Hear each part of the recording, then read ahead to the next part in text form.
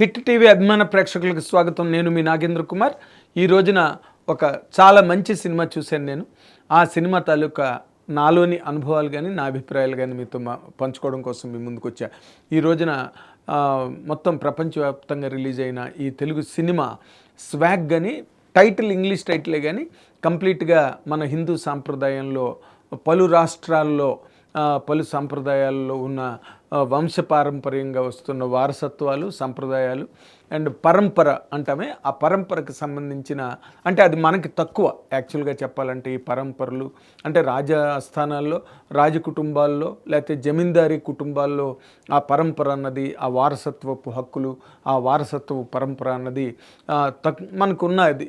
కానీ బట్ ఉత్తరాదిలో చాలా ఎక్కువ ఇది. ఎందుకంటే మార్వాడి ఫ్యామిలీస్లో కానీ లేకపోతే అదర్వైజ్ రిచ్ కమ్యూనిటీస్లో ఈ పరంపర, వారసత్వపు సంక్రమణం ఇలాంటివన్నీ కూడా రాజ్యాధికారం లేకపోతే సింహాసనాన్ని అధిష్ఠించడం లేకపోతే ఆస్తుల వారసత్వం లేకపోతే జమీందారీని what you call how do administer అనే దాని మీద ఈ పరంపరలు ఉత్తరాదిని చాలా ఎక్కువ ఈ సంప్రదాయం. మనకి రాజకుటుంబాల్లో ఇందాక నేను చెప్పినట్టుగా జమీందారు వ్యవస్థలు మనకి కూడా కొంతవరకు ఉన్నాయి. అండ్ నవాబులు వాళ్ళ కల్చర్లో ఇది ఎక్కువ. అలాంటి ఒక కాన్సెప్ట్తో ఈ రోజున ఈ స్వాగ్ అన్నది రిలీజ్ అయింది. ఈ స్వాగ్ సినిమాలో హీరోగా శ్రీ విష్ణు యాక్ట్ చేశాడు. అండ్ ఈ సినిమాని హసిత్ గోలి అనే ఒక యువ దర్శకుడు ఈ సినిమాని డైరెక్ట్ చేయడం జరిగింది. వీళ్ళిద్దరి కాంబినేషన్లో గతంలో రాజరాజ చోర అనే సినిమా రావడం జరిగింది. అది చాలా ఘన విజయం సాధించిన నేపథ్యంలో మళ్ళీ ఇద్దరు కాంబినేషన్తో ఈ సినిమా ఈ రోజున రిలీజ్ అయింది. ఈ సినిమాని నిర్మించింది పీపుల్స్ మీడియా ఫ్యాక్టరీ అధినేత టీజీ విశ్వప్రసాద్ గారు ఈ సినిమాని నిర్మించారు.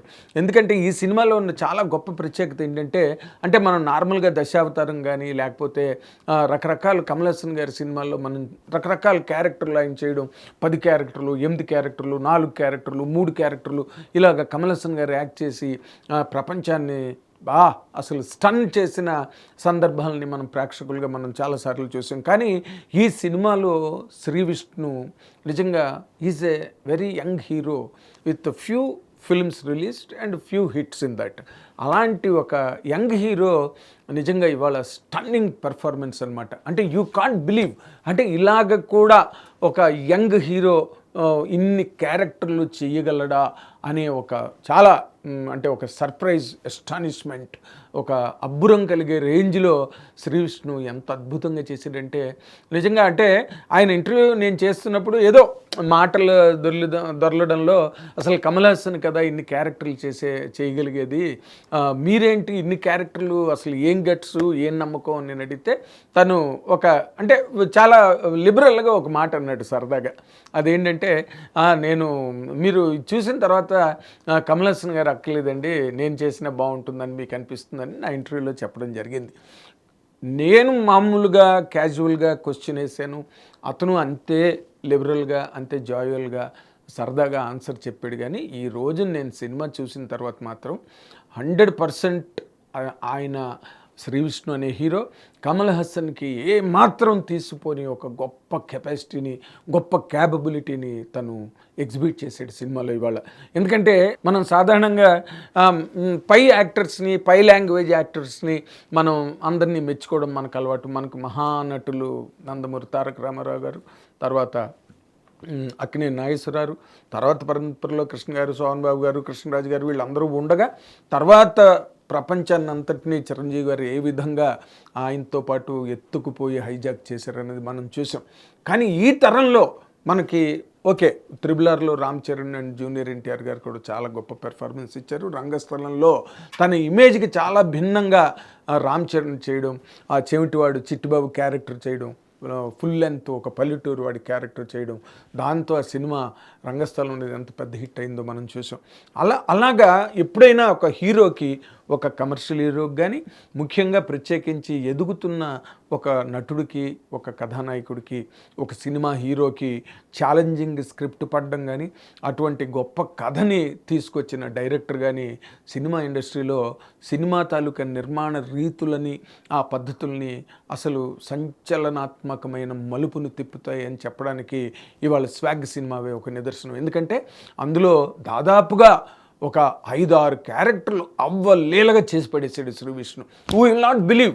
అసలు ఏంటే ఈ రోజుల్లో హీరోలు అన్ని పెర్ఫార్మింగ్ క్యారెక్టర్లు చేయడం ఏంటి, అంత గొప్పగా చేయడం ఏంటి, ఏం చేస్తారని ఒక నీరస భావం మన తెలుగు వాళ్ళల్లో, మన తెలుగు నటులకు సంబంధించి ఎక్కువగా ఉన్నది.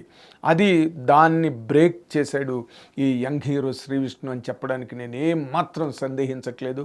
పైగా గర్వంగా చెప్తున్నాను ఒక తెలుగు ప్రేక్షకుడిగా. కానీ లేదా ఇన్ని దశాబ్దాల పాటు సినిమా ఇండస్ట్రీలో మీడియాలో ఒక జర్నలిస్ట్గా ఉన్న నాకు చాలా గర్వం అనిపించింది అనమాట ఈ సినిమా గురించి చెప్పడం అన్నది.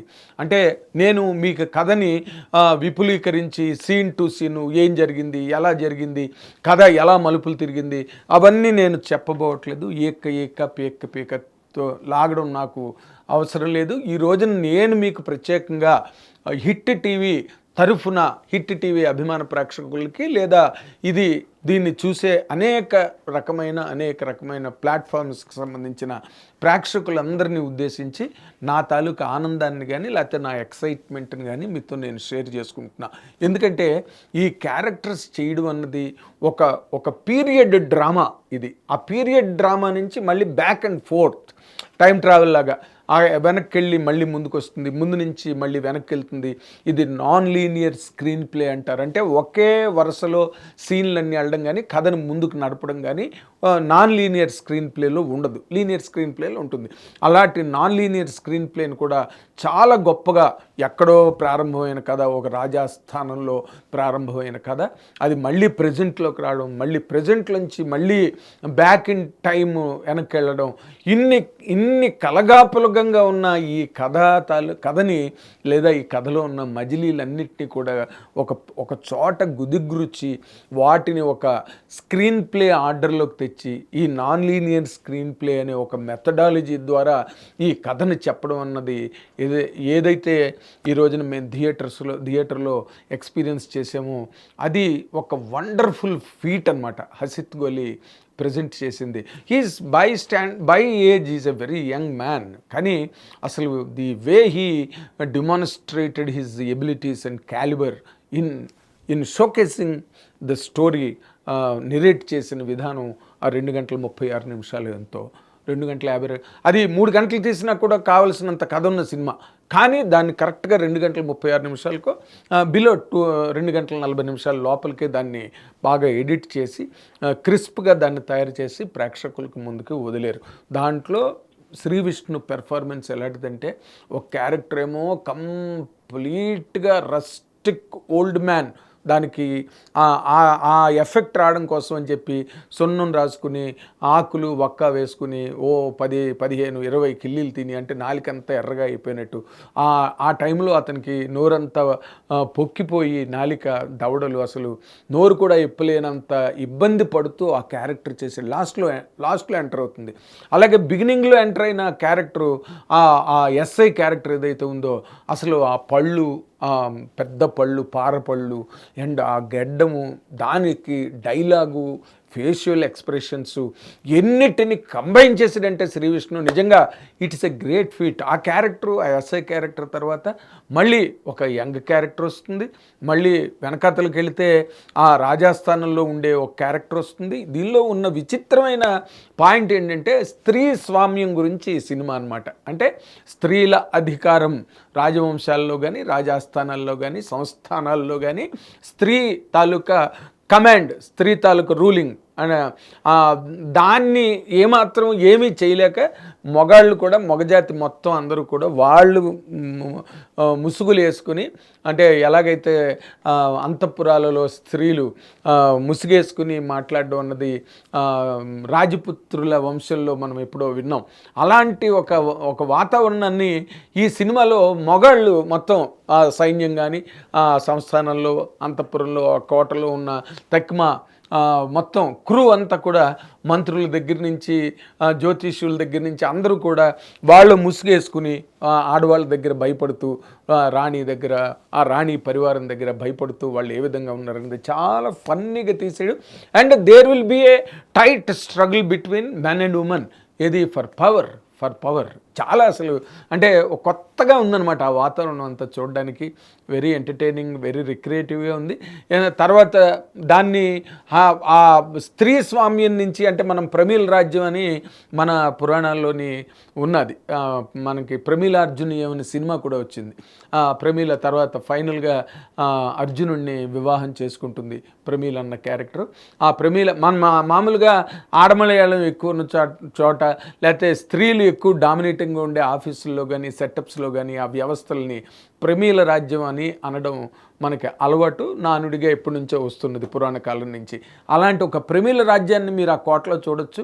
దానిలో ఈ మొగాళ్ళందరూ కూడా ఇంక్లూడింగ్ రాజు అందులో ఆ సంస్థానంలో శ్రీ విష్ణు అది పీరియడ్ టైంలో ఆ రాజు కూడా మొహానికి ముసుగేసుకుని స్త్రీ చెప్పినట్టుగా వినడం, ఇవన్నీ చాలా ఫన్నీగా ఉండి లాస్ట్లో ఆ ఆస్తి ఎవరికి సంక్రమించాలి అన్న దాంట్లో మళ్ళీ ఒక నపుంసకుడి క్యారెక్టర్ కూడా ఎంత మార్వెలస్గా చేశారంటే శ్రీ విష్ణు 100కి 100 మార్కులు కాదు, 100కి ఎన్ని మార్కులు వేసినా కూడా తప్పు లేనంత గొప్ప పెర్ఫార్మెన్స్ ఇచ్చాడు. ఎందుకంటే ఇవి నిజంగా సెలబ్రేట్ చేసుకోవాల్సిన విషయాలు, మీడియా 10 మందికి చెప్పాల్సిన విషయాలు.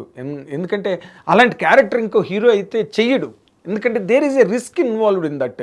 ఏమాత్రం ఒక్క క్యారెక్టర్ ఫెయిల్ అయినా సినిమా మొత్తం డ్యామేజ్ అయిపోతుంది. అలాంటి ఒక కథని అంత రిస్కీ ఎలిమెంట్తో అసిత్ గోలి కథ తీసుకొచ్చి శ్రీ విష్ణుని నెత్తి మీద పెట్టాడు. నిజంగా అంత బరువుని శ్రీ విష్ణు చాలా అద్భుతంగా మోసి ఆ క్యారెక్టర్కి, ఆ క్యారెక్టర్స్కి, నాట్ వన్ సింగిల్ క్యారెక్టర్, ఆ క్యారెక్టర్ లాస్ట్లో క్లైమాక్స్లో ఆ నపుంసక పాత్రని పోషించే దాంట్లో ఆ డైలాగులు కానీ ఎంత బ్యాలెన్సు, ఎంత బాగా రాశాడో హసిత్ గోలి. తన వెనకతలు పనిచేసిన క్రూ అందరికీ కూడా మనం అభినందనలు తెలియజేయాలి. ఆ మేకప్ వేసిన వాళ్ళు కానీ లేకపోతే ఆహార్యాన్ని, ఆ గెటప్స్ని వేసిన వాళ్ళందరినీ కూడా మనం మెచ్చుకుని తీరాలి. ఇది కూడా ఏంటి, ఏ 200 కోట్లు 300 కోట్లు పెట్టి తీసిన సినిమా కాదు, ఒక లిమిటెడ్ బడ్జెట్లో చాలా కష్టపడి రాత్రి పగలు కష్టపడి చేశారు ఈ సినిమాని. దానికి అంటే పీపుల్స్ మీడియా, ఈ మధ్య పీపుల్స్ మీడియా ఫ్యాక్టరీ ఆయన విశ్వప్రసాద్ గారు అమెరికా నుంచి వచ్చి, ఆయన చాలా stylish person and highly educated, IT రంగానికి చెందిన చాలా పెద్ద వ్యక్తి ఆయన యుఎస్లో. అలాంటి వ్యక్తి ఇక్కడికి వచ్చి తెలుగులో సినిమాలు తీయాలని ప్రారంభమై సినిమాలు డైరెక్టర్ చెప్పింది, హీరో ఒప్పుకున్నది, అది ఎంత ఖర్చు అయినా సరే దాని వెనకాతలు ఎంత బరువు బాధ్యతలు ఉన్నా వాటన్నిటినీ కూడా చాలా చలాకీగా చులాగ్గా సజావుగా వాటన్నిటినీ చేసి సినిమాలు తీసినా కూడా గతంలో దాదాపుగా ఒక 3 సినిమాల వరకు ఆయనకి చాలా తీరని నష్టం కలిగించడమే కాకుండా ఎంతో కొంత అంటే వరుసగా ఒక బ్యానర్ నుంచి ఫ్లాప్లు వస్తున్నప్పుడు, డిసప్పాయింట్మెంట్స్ వస్తున్నప్పుడు బ్యానర్కి వాల్యూ తగ్గుతుంది. ఆ మేరకి నిర్మాతకు కూడా దాని తాలూకు ప్రభావం నిర్మాత మీద కూడా పడుతుంది. అలాంటి పరిస్థితుల్లో ఆయన ఎంత గొప్ప టేస్టు, ఎంత ప్యాషనేట్ ప్రొడ్యూసరో సినిమా ఇండస్ట్రీ అందరికీ తెలుసు. ఎంత హై వాల్యూమ్లో సినిమాలు చేస్తున్నారు. ఇప్పుడు రాబోయే రోజుల్లో ప్రభాసు మారుతి కాంబినేషన్లో రాజాసాబ్ రాబోతున్నది. అండ్ త్వరలో సీను వైట్ల సూపర్ హిట్లు అందించిన సీను వైట్ల అండ్ గోపీచంద్ కాంబినేషన్లో సినిమా రాబోతుంది విశ్వం అనే సినిమా. అంటే ఆయన ఎంత ఖర్చుకి వెనుకాడని వ్యక్తి, ఎంత బడ్జెట్ అయినా చాలా ప్రెస్టీజియస్గా చాలా తెగించి సినిమా తీయగలిగిన గొప్ప నిర్మాత విశ్వప్రసాద్ గారు.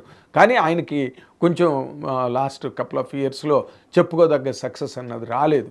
ఈ సినిమా గొప్ప బడ్జెట్లు 200 కోట్లు 300 కోట్లు లేకపోయినా ఇందులో ఒక ప్రభాసు, ఒక మహేష్ బాబు, ఒక జూనియర్ ఎన్టీఆర్లు అంతంత పెద్ద రేంజ్లు హీరో లేకపోయినా ఈ శ్రీ విష్ణు అండ్ హసిత్ గోలి అనే ఈ కాంబినేషన్ ఉందే, వాళ్ళు extraordinary people's media factory stature కానీ స్టేటస్ కానీ ఒక్కసారి అలా లేచింది. ఎందుకంటే కాంబినేషన్ సినిమాలు హిట్లు కొట్టినప్పుడు ఎలా ఉంటుందంటే, పెద్ద హీరో పెద్ద డైరెక్టర్ కాంబినేషన్లో వచ్చే సినిమాలకి అంత ఓకే, పెద్ద హిట్ అయితే ఫ్యాన్స్ వాళ్ళందరూ కూడా జాతర చేసుకుంటారు. కానీ ఇలాంటి కంటెంట్ ఓరియంటెడ్ సినిమాలు, ఇలాంటి యంగ్ హీరోస్, యంగ్ డైరెక్టర్స్, సరికొత్త కాంబినేషను, సరికొత్త ప్యాకేజీలో వచ్చినప్పుడు ఇలాంటి సినిమాలు సక్సెస్ అయ్యి అంత బ్రహ్మాండంగా సూపర్ హిట్ అయితే మాత్రం ఆ నిర్మాతకి లభించే ఊరట కానీ లేకపోతే ఆ విలువ కానీ ఆ అమూల్యత కానీ మనం మాటల్లో చెప్పలేనివి. అంత గొప్ప విజయాన్ని సాధించింది స్వాగ్ అనే సినిమా. మీరు అందరూ చూసి బాగా ఎంజాయ్ చేయాలని కోరుకుంటున్నాను. Thank you very much. Hit TV app ని డౌన్లోడ్ చేసుకోండి. ఇందులో short news, live news, entertainment movies అన్ని అవైలబుల్ గా ఉన్నాయి. Please download hit TV app. Hit TV యాప్ని ఫ్రీగా డౌన్లోడ్ చేసుకోండి.